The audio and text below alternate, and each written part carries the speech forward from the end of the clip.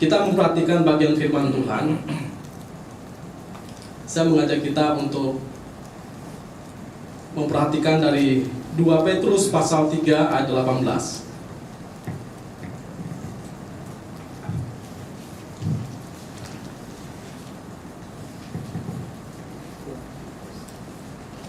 Petrus pasal 3 ayat 18.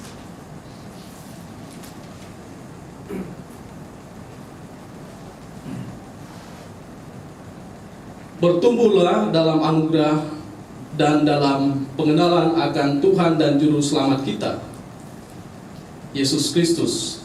Baginya kemuliaan sekarang dan sampai selama-lamanya. Menarik bahwa Petrus adalah orang yang cukup dekat dengan Tuhan Yesus karena dia adalah murid Tuhan Yesus. Tapi menarik apa yang dia katakan, kita diajak bertumbuh di dalam apa? Di dalam anugerah, di dalam pengenalan akan Tuhan dan Juru Selamat kita.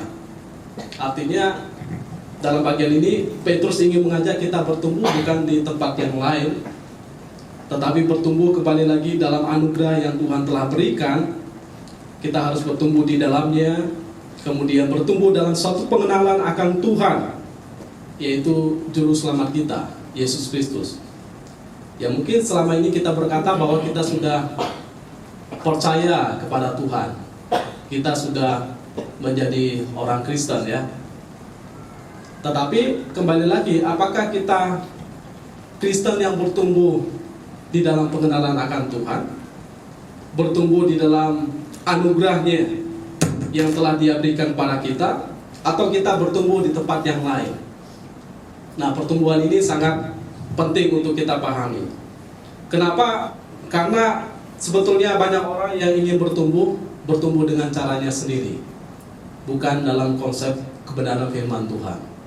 Kalau kita perhatikan nabi-nabi, mereka bertumbuh dalam pemahaman pengenalan akan Tuhan melalui kebenaran firman Tuhan. Rasul-rasul juga bertumbuh dalam pengenalan pemahaman mereka akan Tuhan. Dan semua orang percaya yang memang bertumbuh sejati kembali lagi kepada kebenaran firman Tuhan. Ya maka di gereja kita tidak mau bertumbuh dengan cara-cara yang aneh-aneh ya. Kita mau bertumbuh dalam prinsip biblical, kebenaran firman Tuhan dibingkai dalam suatu doktrin reform, dan juga bertumbuh dalam mengerjakan misi Tuhan. Jadi saya mau mulai dari apa yang dikatakan oleh John Calvin dan Agustinus.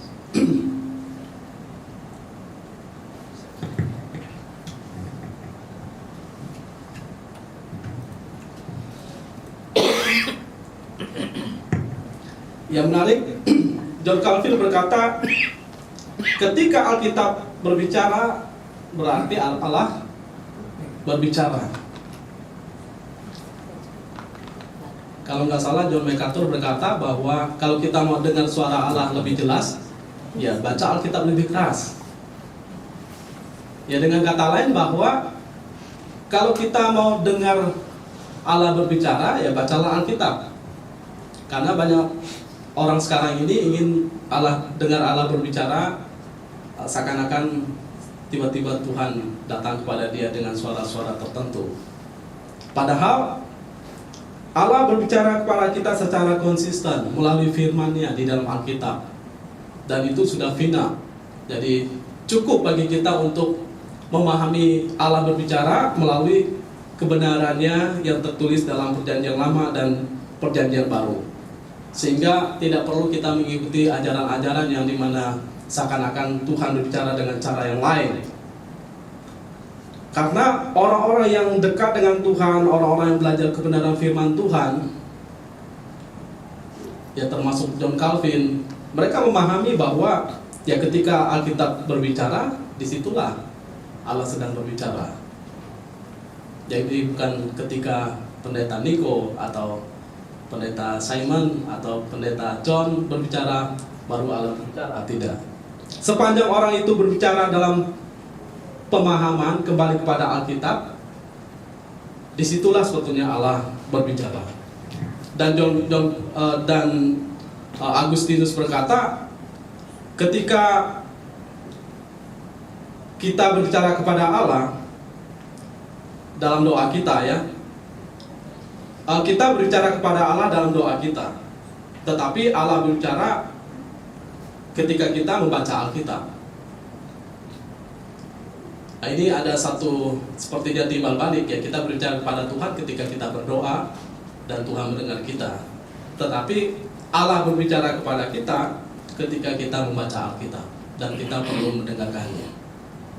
Nah, siapa sebetulnya hamba Tuhan yang sungguh-sungguh mengajarkan kebenaran? Ya, hamba Tuhan yang kembali kepada Alkitab, bukan kembali ke jalan lain ya, atau dengan cara yang lain, tapi kembali kepada Alkitab.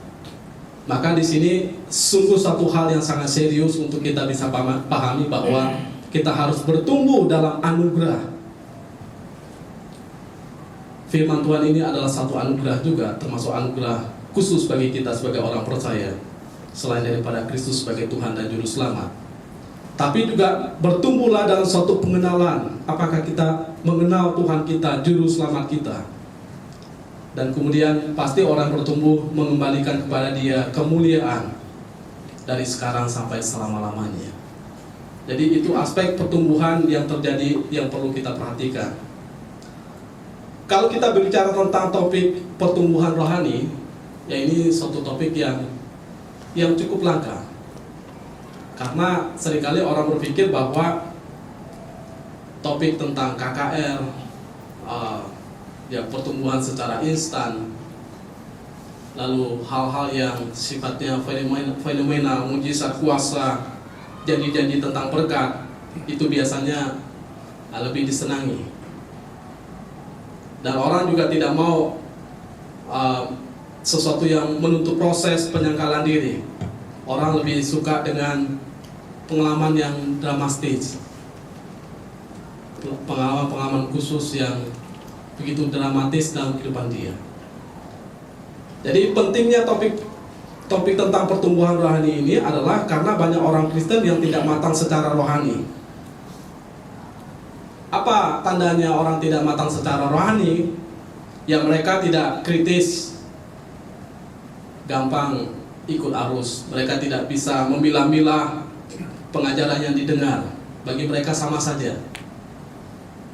Ya, memang sebelum kita percaya kepada Tuhan secara sungguh lebih dalam, kita mengerti semua pengajaran sepertinya sama ya. Dari aliran ini, dari aliran ini, dari aliran ini sepertinya sama, mengajarkan tentang Yesus Kristus. Kemudian melalui Alkitab mereka mengajarkan.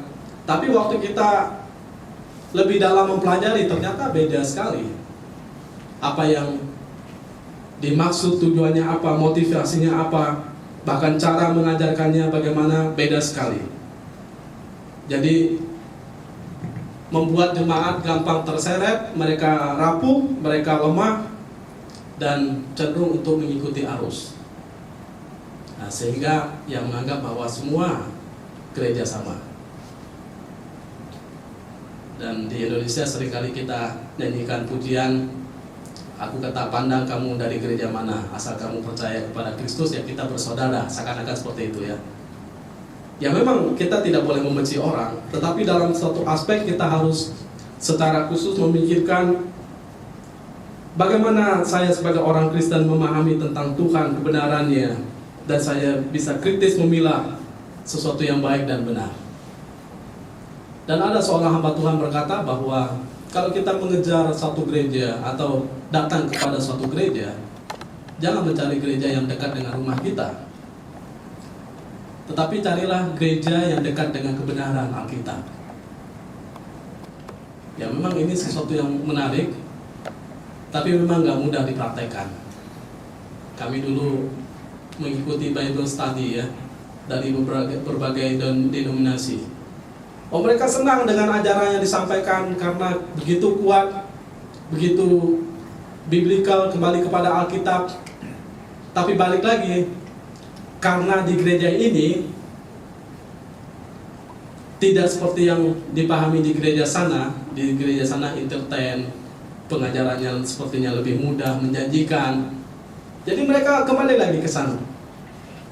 Jadi memang untuk mengajar orang kritis, memilah-milah, mau mendengar pengajaran yang sehat itu tidak mudah. Sehingga pertumbuhan rohani sulit untuk terjadi pada seseorang. Mereka lebih suka bergantung pada orang lain untuk meminta nasihat dan pertolongan daripada secara disiplin pribadi ya, mereka mau belajar kebenaran firman Tuhan dalam pemuritan dan juga anugerah. Ya memang kadang-kadang banyak orang yang sedikit-sedikit tanya pendeta, minta nasihat. Ada orang yang cari ayat, WA pendeta, Pak ayat ini di mana ya? Bayangkan ayat ini di mana, nanya pendeta loh. Ya karena pendeta murah hati dikasihlah. Ya padahal sebetulnya lebih baik dia cari, baca, apalagi sekarang gampang akses melalui internet. Jadi mudah sekali untuk meminta nasihat pertolongan. Memang di sisi lain perlu, tetapi kalau kita perhatikan lebih baik kita belajar nasihat firman Tuhan, mencarinya, belajar dari kebenaran firman Tuhan secara pribadi supaya kita mempunyai disiplin dalam suatu pemuritan dan juga pertumbuhan di dalam Tuhan. Kemudian banyak orang yang kemudian teralih oleh pengajaran yang menjanjikan seperti kuasa, mujizat, berkat yang memang sangat menjanjikan. Apa yang nggak menjanjikan? Kasih 10 dapat 100. Kita nabung di bank aja belum tentu dapat 100 kan? Atau kita invest belum tentu langsung dapat 100. Tapi begitu mudahnya ajaran Kristen mengajarkan orang-orang tertentu, ya bukan ajaran Kristen, orang-orang tertentu mengajarkan kemudahan yang luar biasa, seakan-akan ya di dalam Tuhan itu ya kita tidak menikmati proses-proses, kita akan mengalami yang namanya sukses, kemudahan yang Tuhan bukakan. Kita kasih 10, Tuhan kasih 100 atau 1000 kali lipat yang kita harapkan daripada Tuhan. Jadi ini suatu janji-janji yang sebetulnya janji yang tidak sesuai dengan kehendak Allah. Lalu mujizat-mujizat yang ditawarkan, berkat-berkat, dan tidak membawa orang untuk matang secara berproses di dalam Tuhan. Ya padahal kalaupun sebetulnya Tuhan tidak memberikan kita kesembuhan, mungkin disitulah cara Tuhan ingin memproses kita. Nggak harus selalu kita doa, lalu Tuhan harus memberi. Misalnya kita doa A, Tuhan langsung memberi A. Jawaban Tuhan kan ada A, B, C, D, ya kan? Nggak selalu seperti yang kita bayangkan. Tetapi itulah cara kita untuk menikmati proses penyangkalan diri bersandar pada Tuhan. Ya jangankan kita, Tuhan Yesus minta supaya cawan itu dilalukan. Apa jawaban Allah Bapa? Tetap dia harus memikul salib.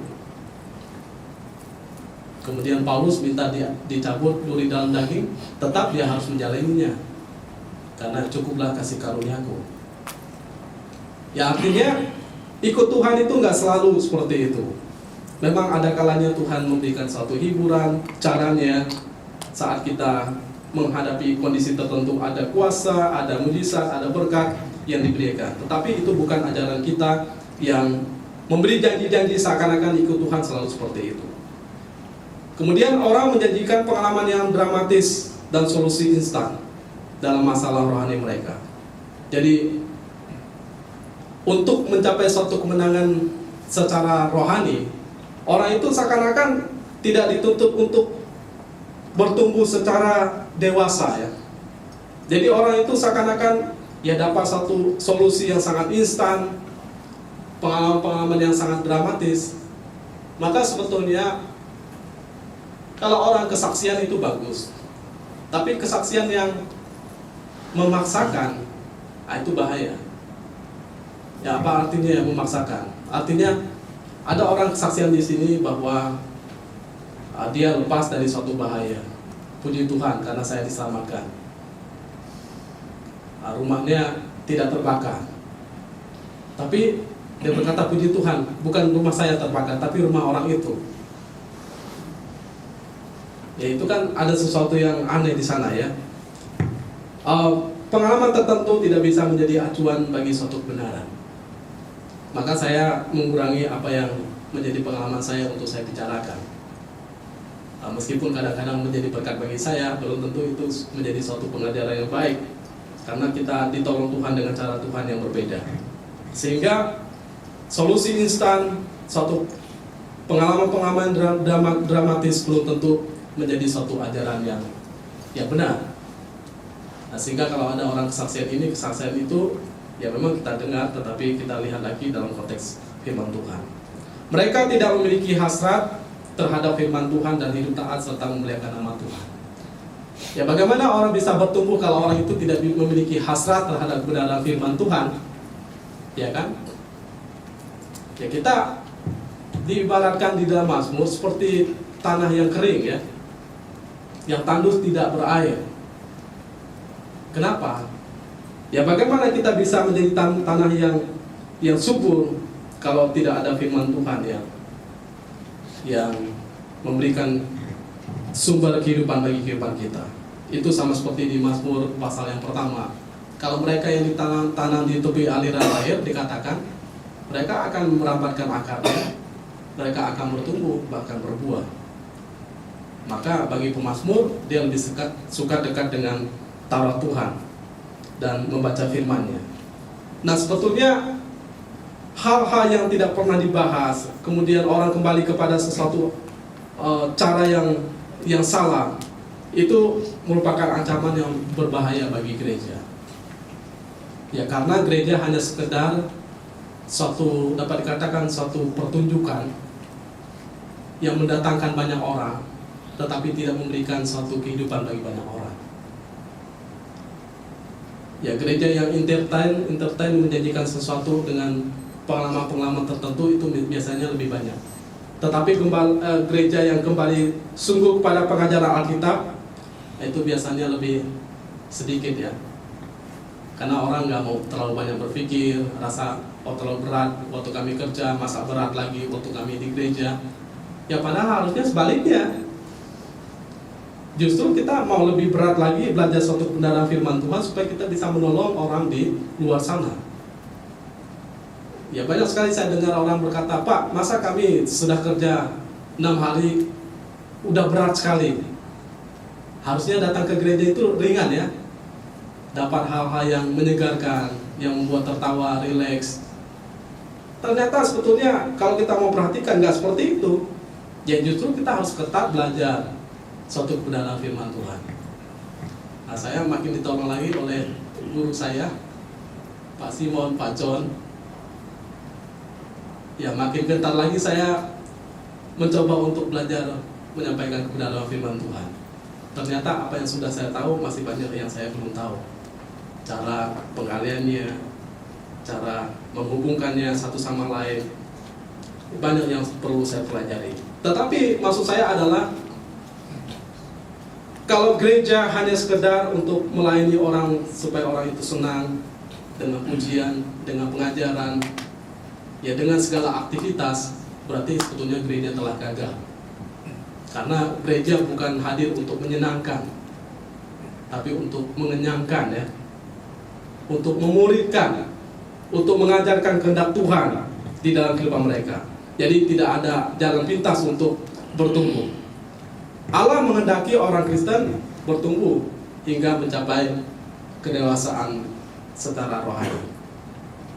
Itu kita sudah baca 2 Petrus 3 ayat 18. Bertumbuhlah dalam kasih karunia dari dalam pengenalan akan Tuhan dan Juru Selamat kita. Dan memang kita harus tahu bahwa pertumbuhan rohani itu adalah merupakan tanggung jawab dan sekaligus hak istimewa kita. Digambarkan sebetulnya memang secara status kita sudah ditebus, sudah dipilih, sudah menjadi anak Allah. Tetapi untuk masuk ke dalam status ini, kita kan butuh proses suatu pertumbuhan, ya. Karena dari sini ke sini banyak hal yang perlu kita lakukan dalam proses pertumbuhan kita. Ya, kita kadang-kadang gagal, kita kadang-kadang membutuhkan suatu waktu yang diperlukan untuk mencapai ke sana.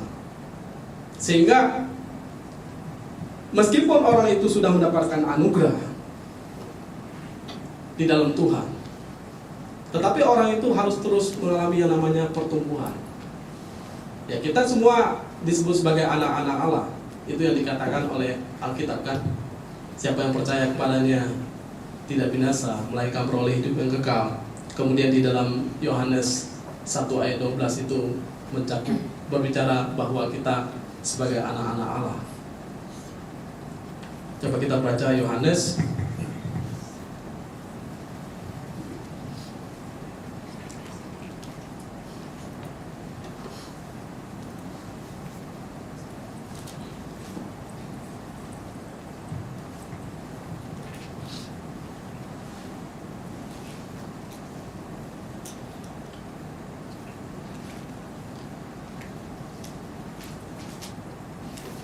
namun semua orang yang menerimanya diberinya hak atau kuasa dalam terjemahan yang lama ya, supaya menjadi anak-anak Allah, yaitu mereka yang percaya dalam namanya. Secara status kita yang percaya, kita disebut sebagai anak-anak Allah. Itu yang kita bahas di dalam Bible study kita ya, bahwa berbahagialah mereka yang membawa damai, karena mereka disebut sebagai anak-anak Allah.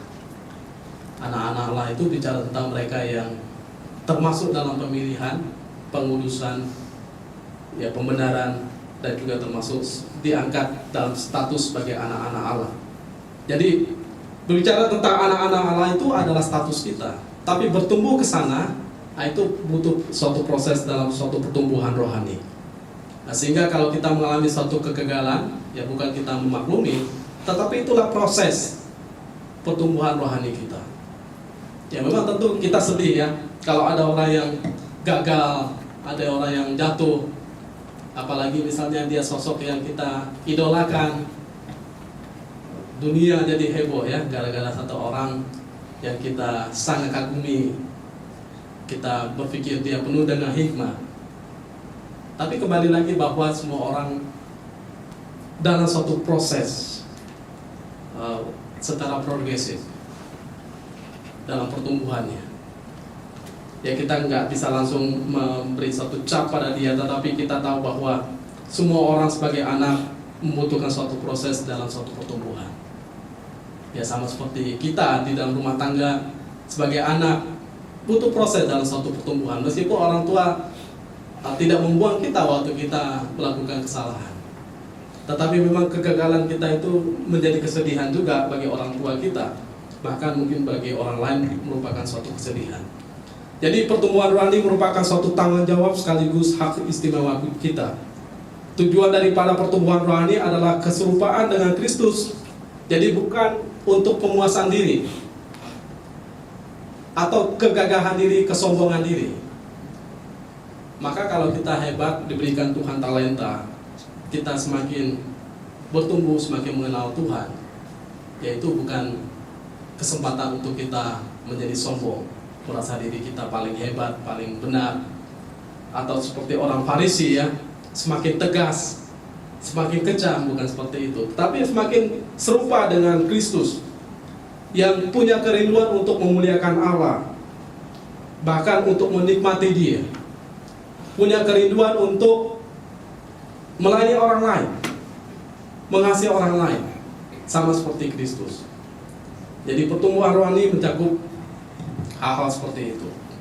Seorang yang bertumbuh secara rohani, ya ia rindu semakin hari semakin menyelaraskan kelakuan hidupnya sesuai dengan posisi statusnya di hadapan Tuhan.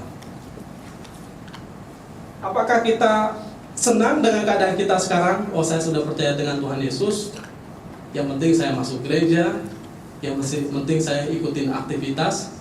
Apakah kita hanya sekedar senang seperti itu? Atau kita semakin senang menyelaraskan hidup kita sesuai dengan kehendak Dia dalam status yang Dia berikan pada kita? Atau kita hanya sekedar senang seperti ini sebagai orang percaya, ya yang penting saya lakukan aktivitas tugas pelayanan saya?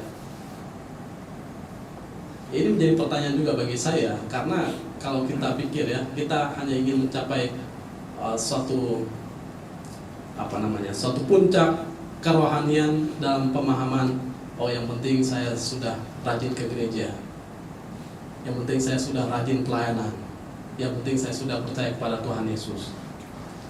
Padahal itu belum cukup. Kita harus menyelaraskan terus antara keberadaan diri kita, pertumbuhan rohani kita dengan status kita yang telah kita terima di dalam Kristus. Sehingga Paulus terus rindu untuk bertumbuh dalam pengenalan akan Dia. Bahkan bukan hanya di dalam kesenangan-kesenangan dikatakan oleh Paulus ya, dalam penderitaannya. Sehingga memang Paulus menjadi teladan yang menarik juga dalam hal pertumbuhan secara rohani. Ya, kenapa saya berkata seperti itu? Secara akademis, ya memang dia orang yang luar biasa memahami pemahaman Taurat, karena dia dikatakan dari suku Benyamin, dari orang Israel, bangsa Israel, dan dia secara Taurat bukan hanya tahu tentang detail-detailnya, tapi dia berusaha untuk ketat mengerjakannya. Ya, sehingga dia menganggap orang Kristen sebagai musuh pada waktu itu. Tapi menarik, dalam suatu perubahan, ternyata itu dianggap sebagai sampah. Lalu dia mengejar sesuatu yang baru yang Tuhan sediakan dalam hidupnya. Dan dia ingin bertumbuh di dalam apa yang baik untuk menyelaraskan kehidupannya sesuai dengan kehendak Allah. Nah, ini cara orang untuk mengejar secara status dia, status dalam konteks pertumbuhan rohani di hadapan Tuhan. Jadi maka kalau kita sebagai anak Tuhan tidak mempunyai kerinduan untuk hidup menyelaraskan dengan kehendak Tuhan, ya berarti sebetulnya kita tidak rindu juga untuk bertumbuh secara rohani. Ada seorang berkata, ya kalau kita tidak rindu, tidak ada hasrat untuk hidup dalam kekudusan, ya sebetulnya kita juga tidak ada hasrat untuk mau menyenangkan hati Tuhan. Ya sama seperti ini, kalau kita tidak punya hasrat untuk menyelaraskan hidup kita sesuai dengan kehendak Allah, di dalam hal ini belajar kebenaran, ya berarti kita juga tidak mau hidup sesuai kehendak Tuhan dan memuliakan nama Dia dalam kehidupan kita. Maka harusnya semakin kita dalam mengenal Tuhan, harusnya semakin hari kita semakin dalam ingin mengerti kebenaran, ingin menghidupi kebenaran itu, ingin melangkah pada tujuan Allah. Semakin hari semakin teguh bertambah iman kita di hadapan Dia. Yaitu harusnya yang terjadi. Jadi bukan hanya sekedar rutinitas ya, atau aktivitas, tetapi suatu semangat yang penuh di mana kita mengejar apa yang perlu bagi kehidupan kita. Menarik, waktu kita baca misalnya, ini sebagai salah satu contoh, seperti Ezra 7 ayat 10. Dia berkata, di dalam bagian ini Alkitab berkata, sebab Ezra telah bertekad untuk meneliti Taurat Allah, Taurat Tuhan, dan melakukannya serta mengajar ketetapan dan peraturan di antara orang Israel. Jadi aspek dari suatu pertumbuhan itu bukan hanya sekedar saya berhasrat, tapi masuk pada ada suatu ketetapan, tekad untuk meneliti Taurat Tuhan dan melakukannya serta mengajar ketetapan dan peraturan di antara orang Israel. Ada 3 hal yang dia perhatikan yang sangat perlu dia meneliti. Meneliti artinya ya memang memperhatikan, belajar dengan sungguh-sungguh ini maksudnya apa. Lalu setelah itu dia melakukan, baru dia mengajarkan kepada orang lain. Jadi aspek pertumbuhan rohani itu bukan hanya sekedar di dasar-dasar saja, tapi memang masuk dalam suatu penelitian, makin hari makin penuh pengertian kita tentang hal itu, dan lalu kita mempraktekkan dalam kehidupan kita hari lepas hari. Lalu baru dari situ kita mengajarkan itu kepada orang lain, supaya orang lain pun bisa mengerti apa yang kita maksud. Jadi kalau kita memperhatikan bagian ini sesuatu yang luar biasa ya. Ada orang-orang yang sungguh-sungguh betul-betul mau memahami kebenaran firman Tuhan. Kita harus mengerti bahwa waktu kita bicara tentang pertumbuhan rohani, ya pertumbuhan rohani itu tidak sama dengan ya posisi kita di hadapan Kristus. Tadi saya sudah beritahukan bahwa secara posisi ya kita sudah menjadi anak Allah, tetapi secara status ya kita dalam suatu proses mencapai status seperti yang Tuhan kehendaki dalam kehidupan kita. Lalu pertumbuhan rohani tidak sama sekali tidak mempengaruhi perkenanan Allah. Ya, karena kita berpikir bahwa semakin saya bertumbuh secara rohani, maka Tuhan makin berkenan kepada saya. Saya membaca Alkitab, saya rajin berdoa, saya rajin beribadah. Oh, Tuhan makin senang kepada saya, makin berkenan kepada saya. Tuhan dari dulu sudah senang kepada kita. Di dalam Roma dikatakan ketika kita masih lemah, Roma 5 ya, ketika kita masih berdosa, ketika kita masih seteru dengan Allah, ya Kristus datang untuk membenarkan kita, menyucikan kita, dan menebus kita. Jadi itu tidak ada pengaruhnya. Itu berpengaruh sekali pada diri kita. Sebab waktu kita bertumbuh secara rohani, ya kita lah semakin hari semakin mengenal Allah, semakin menyenangkan hati Allah. Ya bukan sebaliknya. Ya kita berpikir semakin saya rajin pelayanan, dulu saya juga berpikir seperti itu ya. Oh, Tuhan makin senang, sayang pada saya. Ya tentu dalam aspek sebagai orang tua, kalau saya contohkan, memang ada rasa sukacita, ada rasa senang dari orang tua ketika melihat anaknya makin bertumbuh. Tapi tidak menambah apapun terhadap anak itu. Ya, dia hanya merasa bahwa oh anak saya ini makin dewasa, makin bertumbuh, makin ada suatu peningkatan dalam hidupnya. Tetapi Allah tidak mengukur hal itu sebagai suatu di mana kita layak atau tidak. Karena kalau dihitung layak atau tidak, sampai kapanpun sebetulnya kalau Kristus tidak menggantikan kita, kita tidak akan pernah layak. Kemudian pertumbuhan rohani sama sekali tidak berhubungan dengan waktu. Ya kita berpikir orang itu makin tua, ikut Tuhan udah lama, lalu kita berkata, wah dia semakin rohani. Apalagi istilah orang, dia semakin rambutnya putih ya, maka dia semakin bijak, semakin rohani. Oh, belum tentu. Rajin ke gereja, umur makin tambah, itu belum tentu menunjukkan bahwa orang itu semakin rohani. Karena tidak diukur dari semuanya itu.